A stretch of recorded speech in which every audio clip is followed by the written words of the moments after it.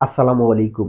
প্রিয় শিক্ষার্থী বন্ধুরা, তোমরা দেখতে পাচ্ছ পঞ্চম শ্রেণী গণিত বইয়ের ৩৮ পৃষ্ঠা ৩ নং-এ ৪টি অঙ্ক আছে।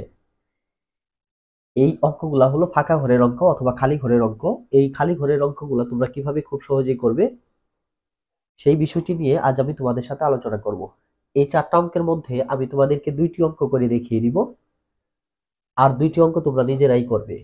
আমি ২ অথবা ৩ নং অঙ্কটা করে দেখিয়ে দিব, অথবা ৪ নং অঙ্কটি করে দেখিয়ে দিব। প্রথমে আমি এই ৩ নং অঙ্কটি তোমাদেরকে করে দেখিয়ে দিচ্ছি। তোমরা মনোযোগ সহকারে সম্পূর্ণ ভিডিওটি দেখতে থাকো।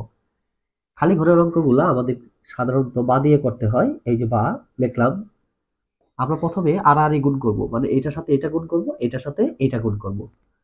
তাহলে আমরা প্রথমেই খালি ঘর দিব। খালি ঘর গুণ ৬ সমান ৩ গুণন ৬, সরি ৩ গুণন ২।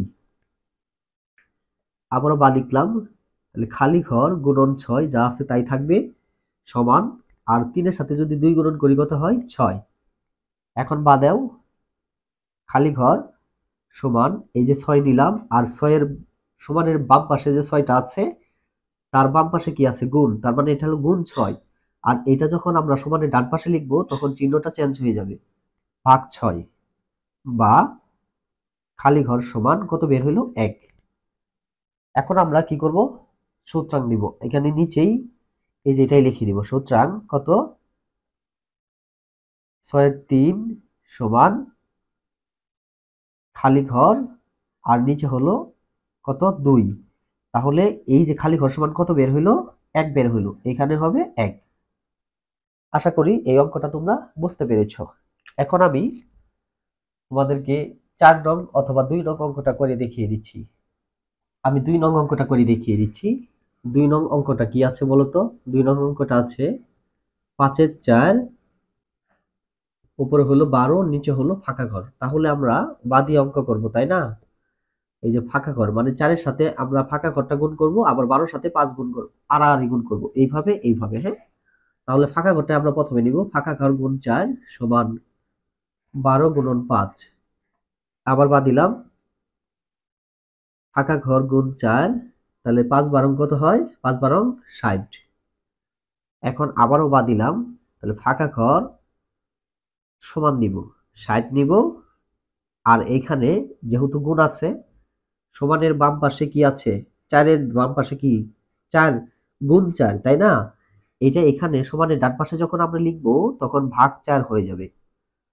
বা ফাঁকা ঘর সমান কত বের হলো দেখো তো? ৪-১৫ কত? ৬০। এই যে ১৫ বের হলো, তাই না? এখন আমরা সূত্রাং দিয়ে লিখব কত? ওই যে এটা লিখব, হ্যাঁ?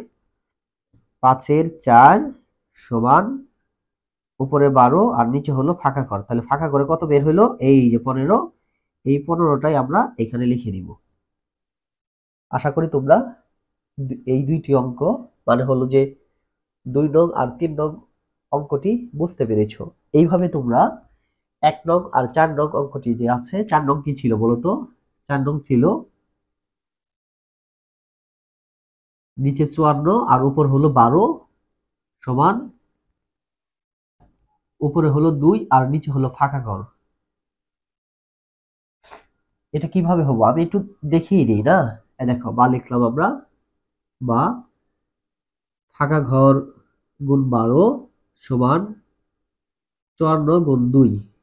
বা ফাঁকা ঘর গুণ ১২, ৫৪ সাথে ২ গুণন করলে কত হয় বলতো? ১০৮। বা ফাঁকা ঘর সমান ১০৮ ভাগ ভাগ কত? ১২। তাহলে দেখো, বা ফাঁকা ঘর সমান ১০৮কে ১২ দিয়ে ভাগ করলে কত বের হয়? ৯ বের হয়, ৯। তাহলে সূত্রাং চিহ্ন দাও। সূত্রাং এই যে এইটাই লিখতে হবে আমাদের। কি লিখতে হবে? নিচে ৫৪, উপরে ১২ সমান, উপরে হলো ২, নিচে হলো ফাঁকা ঘর। তাহলে ফাঁকা ঘরে এই যে ৯ বের হইলো, এই ৯টাই আমাদের ফাঁকা ঘরে লিখতে হবে। তো প্রিয় শিক্ষার্থী বন্ধুরা, আশা করি তোমরা এই খালি ঘরের অঙ্কগুলা বুঝতে পেরেছো। তো সবাই ভালো থাকো, সুস্থ থাকো। আসসালামু আলাইকুম।